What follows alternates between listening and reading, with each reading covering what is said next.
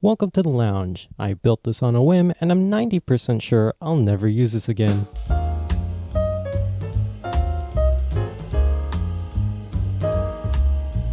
So my video got a little more views than I usually get, which means a lot of new faces. Hi, hello, welcome. I don't make content like this usually, so don't expect this to last long. I'm just gonna start with saying, hey, you know what? I was kinda wrong. If you hadn't seen my first video, the info card should pop up with a link to it, assuming I did everything right. BioTech does add some compelling new game elements. Originally, I believed it to have been built around the core idea of children, but thanks to this commenter here, which, by the way, thanks for answering my questions and breaking them down point by point, I learned that not only are children not the real focus of BioTech, but you can disable them.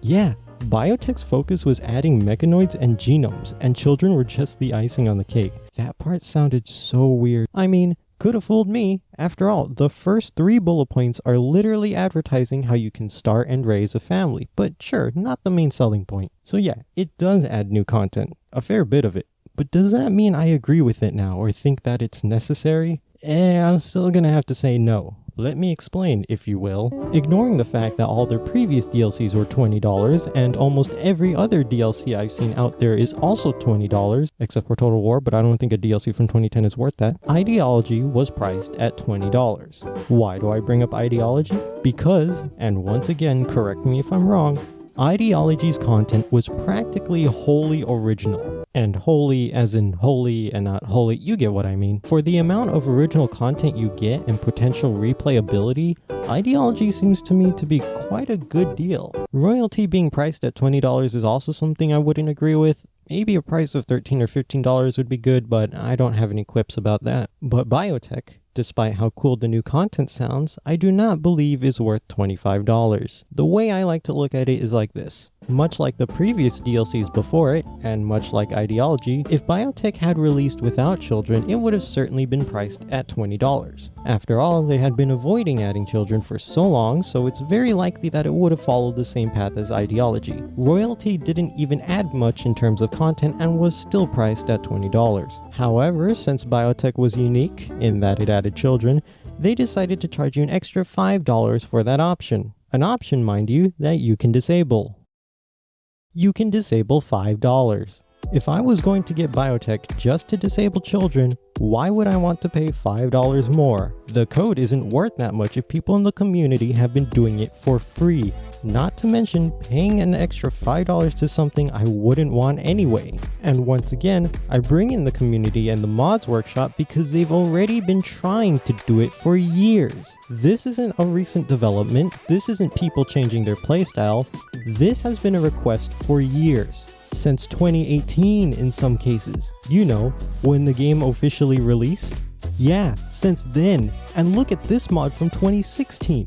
And the people's questions went unanswered. We were convinced Ludian or Tinen, I don't actually know how you're supposed to pronounce that name, Tynan, I don't know. We were convinced Ludian or wouldn't add children into the game for so long that, well, we did it ourselves. And for context, when I first started back in 1.2, I waited a whole 4 months after playing the game initially before I went looking for this mod. 4 months. Imagine waiting years. Imagine waiting years with no answer, or with the answer being no, we're not gonna add children. If it were something I really wanted, I too would try to add it into the game myself. And lo and behold, what do you know? Really, if children were gonna be a side aspect of the new DLC, then it should have been the first DLC, not Royalty. Maybe then, way back then, they could have gotten away with charging $5, maybe even $10, because that's when people were asking for it. And that's when people started to take it upon themselves to add it into the game. Heck, even now, if children were going to be a side aspect, they very well could have released a free small DLC that was purely to add children. I would even be fine with charging $1, maybe $2, and even that's a stretch just to support the devs. But $5?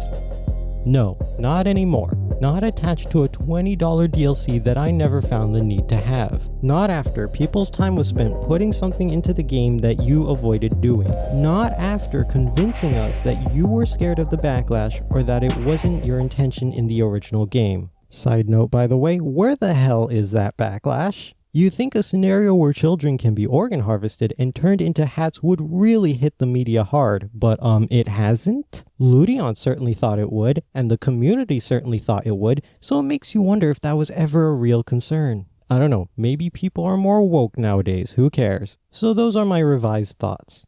I would pay $20 for a new Mechanoid gameplay and for Build a Xenos Workshop. I would.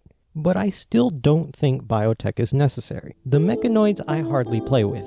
It just hasn't been part of my playstyle unless it was to make my life harder, so I'm not interested in that part. It's cool, I agree, but not my playstyle right now. The Build a Xenos Workshop aspect is the only thing I really like. But if that isn't your playstyle, well, then you don't need it either. If you're fine with the races you have, like me, and you don't find mixing and matching genes to be something that would enhance your playthrough experience, then you don't need it. Much the same way a lot of us can agree we don't need royalty.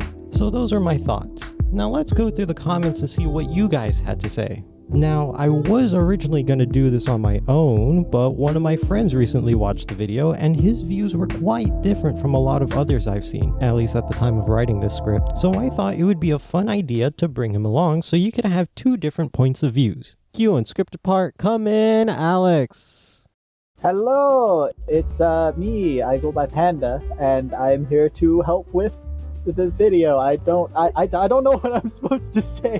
The hacker, when he tells me my address, I'm like, yeah, I know I live there. We're going to be looking through your comments to see what you had to say to my video. Alex, maybe you want to start us off, or should I? I can start us. I can start us off. Starting with Mikhail's comments, I think it's fair if they want to monetize additional content through DLCs. It's hard to add something new when you have thousands of people modding your game. Most of the interesting ideas probably already have a mod that addresses it, so I'm super thankful that they support modding in the first place. And it would be unfair to penalize a game development studio for wanting money for creating more game content just because they have a strong modding. But yeah, it would be ideal if they wanted. Motherfucker. Most of the interesting ideas probably already have a mod that addresses them, so this is gonna be a while. But yeah, it would be ideal if they were. But yeah, it would be ideal if they were able to shut the fuck up. But yeah, it would be ideal if they were able to create more unique expansions in the future. But I feel that finding something that hasn't been done might be a challenge.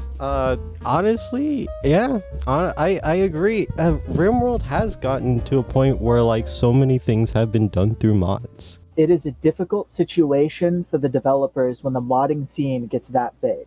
I mean, I think the issue is less that the development team wants to rip off the modders, and more that the modding community, if banded together, would probably dwarf just about any game development. Dwarf by orders of magnitude. Whenever I've seen a game capture the modding community, whatever the dev team does has already been done and done better. I mean, if you're a team of 20 people, tell me what you plan to do that 200,000 people going in a million different directions hasn't already done. I mean, look at RimWorld. It's a graphically simple RNG colony survival game, and someone made the RJW mod for it. If they already went in that baffling direction, you can probably ask for just about anything, and the modders will have it. And if not, you should be a modder. Pink Lion Gaming says, Pink Lion Gaming says, the Warfare DLC would have one major benefit over 7 different mods. Much more compatibility and integration with other mods. There is very little chance of a mod being incompatible with the DLC, assuming it's being maintained. What if I wanted What the Hack mod, and the Children mod, and the Empire mod, all together, but then something was incompatible? DLC solved this problem. I mean, he does have a point here. Even looking at other games that have a similar crazy fucking modding scene, like Minecraft, for example, there are entire modding communities dedicated to just making mod packs, just taking a bunch of cool mods and making them work well together, because it is an issue. I think that there's definitely something to be said about taking the best parts of the modding community and incorporating it into the game itself. The reason why I don't entirely agree with this sentence is because it's putting the scenario that DLCs fix everything and you can't just ask the mod developer for a mod compatibility patch or just have some random person do it spontaneously, because those exist. Like, imagine if, for example, I wanted the Vanilla Genetics Expanded mod, and What the Hack. But there isn't a DLC for that yet. Am I just SOL? I think he's not saying that DLCs fix all of these issues. I think he's saying that for the specific mods that the DLC is for, it makes it so any future mods are going to automatically be compatible with this DLC. What he's putting out is a scenario in which these three are incompatible, but Warfare would bring them all together. And as much as I do supporting the developers, because hey, it's a great game, I don't think you should be paying for what is a glorified compatibility patch when you could just ask the mod developers, or hell, wait for somebody else to do it. Because I'll tell you what, it's definitely a thing that exists, not just a possibility. It has happened where people spontaneously create compatibilities for different mods.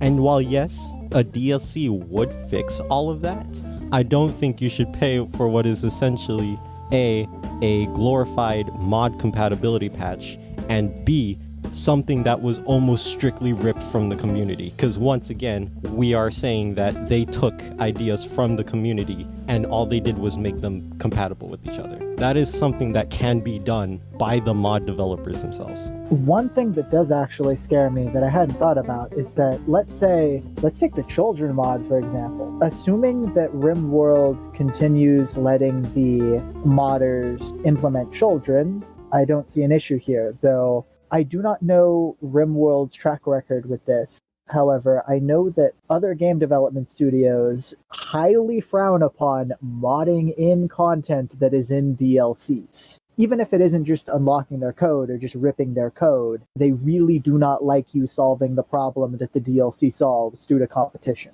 I don't know how much of their job is actually to create content at this point, simply because they've already been beaten by the mod developers. In my opinion, at the moment, their goal should be to essentially try and encourage the modding scene. The idea that the DLC should be more along the lines of like, you are supporting the people who maintain this game, the people who update this game, more than you're actually buying the DLC.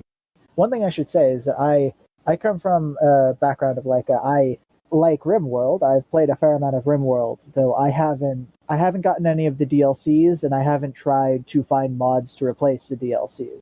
I just assumed that RimWorld is a pretty big game as far as things go. There's a lot of fucking modders. I assumed it would have already hit the point where something along the lines of like what Mojang could do that's original.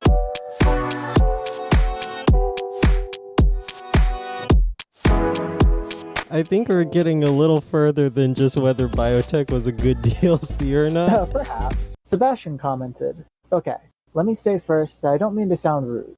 I know what you mean, and I also feel a little icky about what could be seen as mods being integrated into the game as paid DLC. But let me address this point by point.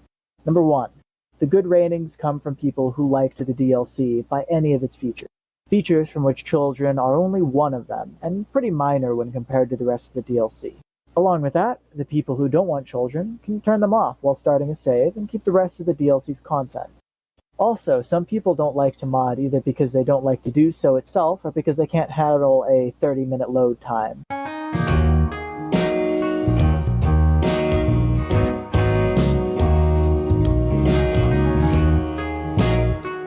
I'm sorry, I'm gonna butcher your name. Cheese and Tears. Cheese? Jeez. Okay, we're sorry. Your mod's great, sir. You did a great job. Cheese? I think it's cheese. I think it's cheese. Oh, that makes so much sense. Just say cheese and tears. We're going with cheese. We're going with cheese. No, try that again. Yes, cheese and tears. My favorite. That's me on a Saturday. B. I don't think that's how you started that. B? This seems like that seemed cohesive. We're going with B? No, they're answering my points, and I listed it A, B. Oh, C. okay. That makes more sense. All right, I'm gonna go with lastly. Yeah. Lastly, shut the fuck up. I'm sorry, I was agreeing with you. I didn't expect you to start instantly. Holy shit. This is gonna be an hour long. fucking video. Bro, we've been here for 2 hours, all right? Just reading 4 comments, one of which we got stuck on for over half an hour. And then after this, we have to troubleshoot. That's right, we have to troubleshoot. Don't Starve. So, you know, can we get this over? See Rasengan Forsaken. Oh my gosh. Where the fuck did you get that from?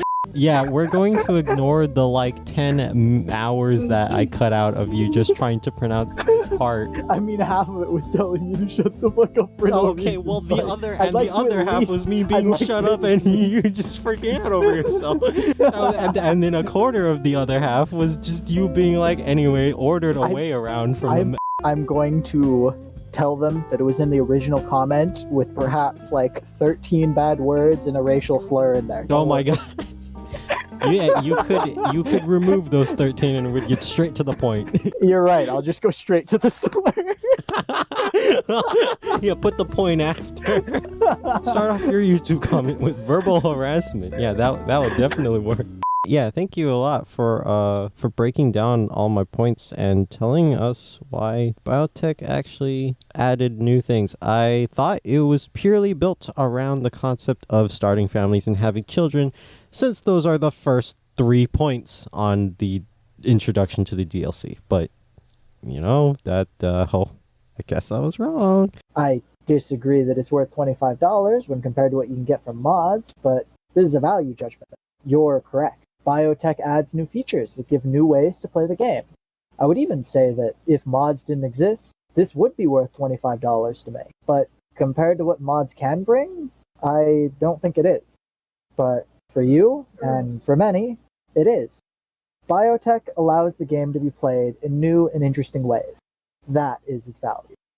If that's $25, then it is. So, that's all the screenshots that no, that's not all of them. We were going to do another one, but we ran out of time, but that's fine. So that's, what you guys had to say about it. You know, if you have any more things to say, don't be afraid, comment it below. We'll not do another video like this, so we'll just respond to it anyways. And thanks to my good friend Panda over here for coming to visit me in our lovely little lounge. Do you have any closing words?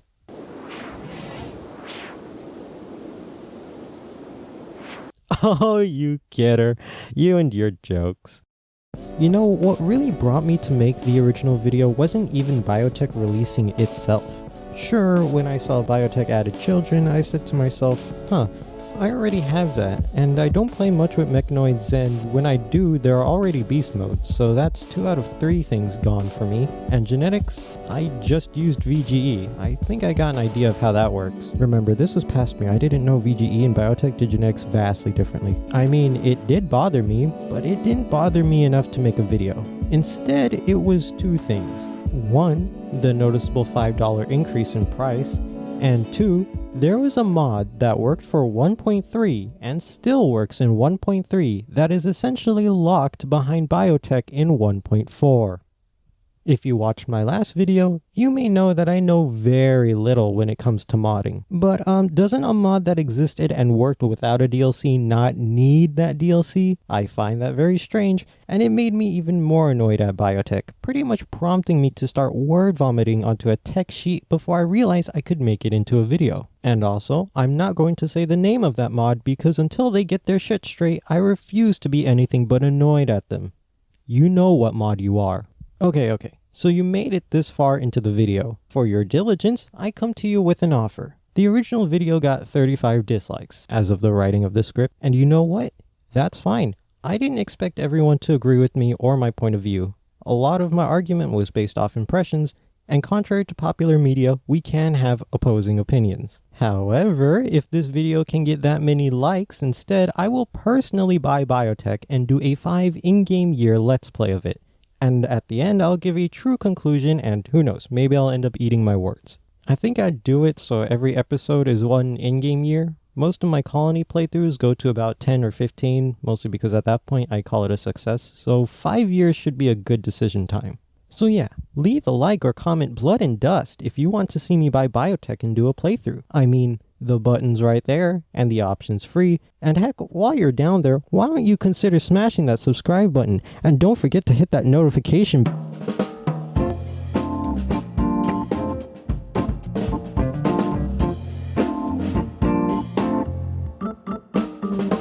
In all seriousness, I'm glad people are willing to explain what makes BioTech a good DLC in their opinion. And you don't have to like the video. In all honesty, I don't expect many people to accept the offer. I kind of made it as a sleepy brain joke because I hadn't slept in a while yet. But I do hope you found the video entertaining, at the very least. Do know that some of my points are subjective, so don't come to this looking at it as a definitive critique of BioTech. Same goes for my original video. Anyway, unless you guys want to see me do a Let's Play, I think I'm done talking about BioTech for now. I plan on doing more Don't Starve with my friends soon, so be sure to look out for those. Original series in the description or in my playlist. Have a good day, or evening, or night.